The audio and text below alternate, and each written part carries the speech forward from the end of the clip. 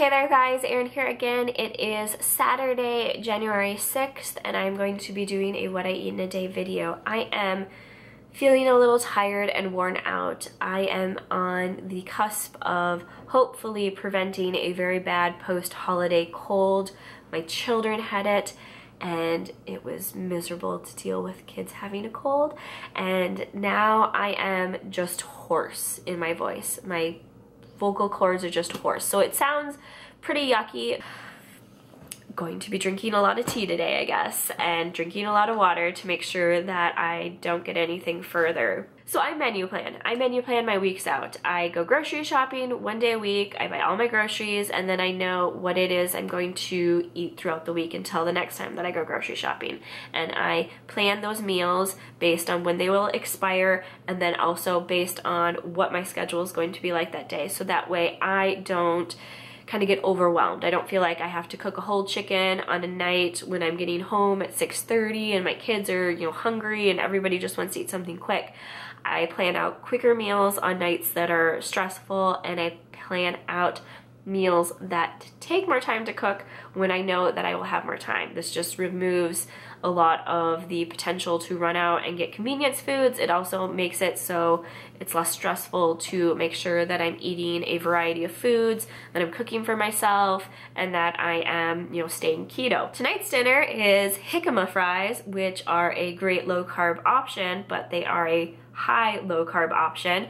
And then I'm going to be making a pork burger with a bun. So bun plus fries equals a dinner that is going to be higher in carbs. Still will stay keto, but it will be a higher carb meal, and that'll be all at one time. I then have to kind of plan out how the rest of my day will go for my carbs. Because I am hoarse in my throat and I don't want to get actual sick, I would normally do a salad that is full of nutrients. However, because I planned out my meals, I have leftover dinner from last night, which is going to be country ribs. I did it in my Instant Pot and it turned out pretty good. It took 20 minutes to cook these ribs. Normally it would have been 6 hours in my slow cooker, so slowly becoming an Instapot fan. The only thing that kind of creeps me out is the whole fact that there's steam. I kind of looked at it and was like, don't kill me, and I don't want to get scalded, but we're becoming good friends, and I will start doing some recipe videos with the Instant Pot. But I just want to get more used to it because I want to make sure that when I'm showing how to cook with it, that I'm showing safe practices. I watched a number of YouTube videos where people were doing things that just didn't look safe, like maybe don't touch the valve that the steam comes out with your bare hand. That I think is a big no-no. But anyways, so I have ribs left over from dinner last night, and that is going to be my lunch today. I would normally do a big salad, but there would be carbs in that, and so I don't know what I'm gonna do. This is gonna be an interesting lunch. We'll see what I end up with, and trying to stay keto knowing that I'm gonna be having a bigger meal later on. So it is lunchtime now, and I'm still debating what I'm gonna end up putting on this plate in order to make sure that I'm getting everything, because it's kind of a conundrum. I think I'm gonna end up having probably extra sources of some sort of vitamin mineral. My voice is actually getting better. It's like the longer I'm up, the better it sounds, which is very true. I always feel like most colds for me are the like 6 a.m. to 10 a.m. cold, where you just don't feel good in the morning, but the more you're upright, you start feeling better. So yeah, that's kind of where I'm at, and I'm feeling better-ish. At least as far as my voice is concerned. I'm still considering working out today, so I don't feel worn down to the point where I would actually skip on that. So I'm gonna make some lunch. We'll see what ends up on this plate, but I will show you guys when I'm done.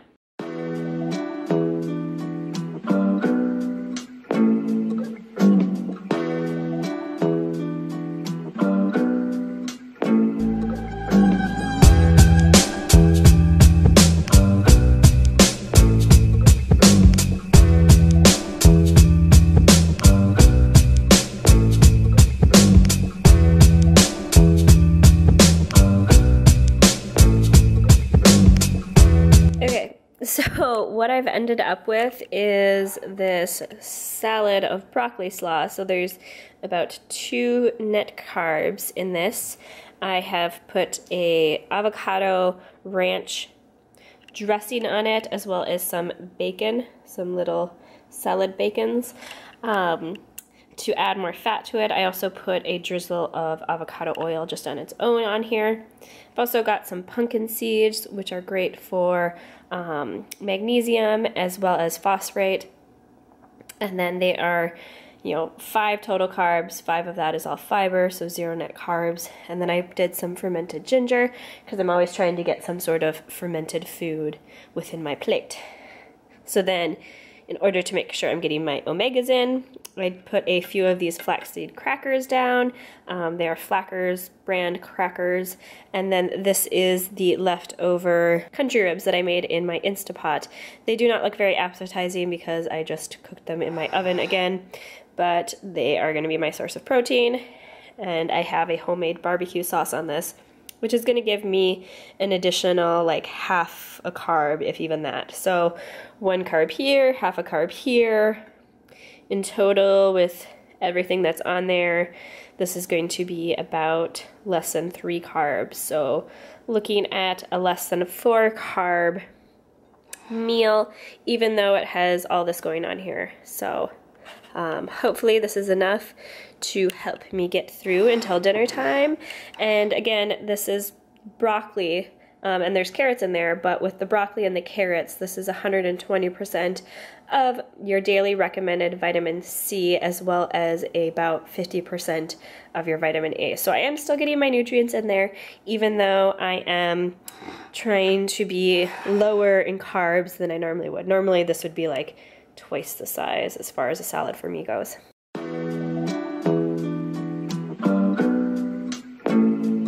So keto burger and fries with an actual bun is what I made for dinner, and this is very easy to make. You can make it with a different meat if you wanted to, but I started off by making the buns with a half of a cup of some finely sifted almond flour. I like finely sifted almond flour for baking because it just is easier to work with and you don't get as much of a nut taste. Into that I added 1/4 of a teaspoon of baking soda, a half a teaspoon of baking powder, and then 1 teaspoon of the following of each. So 1 teaspoon of onion, 1 teaspoon of parsley, 1 teaspoon of salt, and 1 teaspoon of pepper. Mix those all together so that way when I added in the eggs, the spices were fully kind of blended together. So you are going to need 2 eggs to make this recipe, and when I'm doing anything with eggs and kind of a mixture, I will typically add 1 egg in at a time, just so that way the egg is fully incorporated and I don't get any clumps and I can kind of manage the mixture better. So when you've got a good dough consistency, you'll want to put it into a bun tray. This is basically like a cupcake tray, but wider and shallower. This recipe makes 2 buns in total, so perfect for a 2-person dinner. You could incorporate and make more. You would just want to increase the recipe. You'll put the buns in the oven for about 22 minutes at about 425 degrees. So while they were cooking, I made my patties, and I just used some ground pork and added some parsley, sea salt, onion, and black pepper to that mix. For the fries, I used jicama, which is a great low-carb alternative to regular potato fries. I have about the equivalent of a small jicama fry cut up, or a small jicama cut up. 7 net carbs per serving, and then it does get you about 60% of your daily vitamin C, about 5% of your daily magnesium needs, and yeah, it's just, maybe 1 gram of protein in there as well.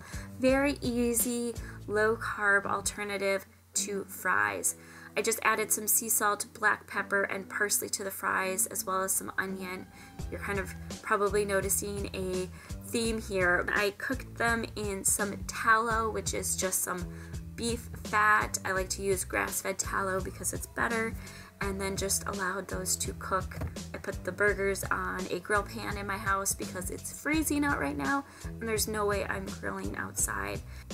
So when the burgers and fries were cooking, the buns were ready to come out of the oven, and as you can see, they are pretty firm and can hold the kind of weight that these burgers are going to have. So I shredded up some cheese for the burgers just to top it while they were finishing cooking. I like to shred my own cheese. I also made my own dipping sauce for the fries as well as to put on the burgers.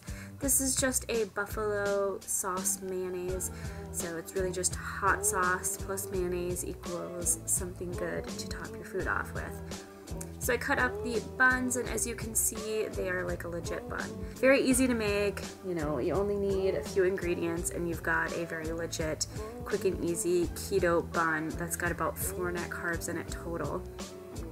So the burgers came off, they got topped with the cheese, the mayonnaise, and I also topped it off with a little arugula just to add some spice.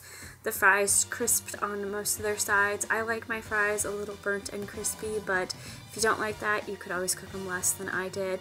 In total, it took about 15 minutes for the jicama fries to get to this level. Awesome little meal and very easy to make. And if you are missing burgers and fries on keto and you don't particularly love lettuce buns, this is a great option. Also, if you're missing things like sandwiches, you can use these buns to make sandwiches. I've also used this recipe to make some waffles with it, some savory waffles. Very easy to make. So I hope you guys enjoyed this day of eating. If you did, go ahead and give it a thumbs up, and I will see you guys in the next video. Bye! Bye.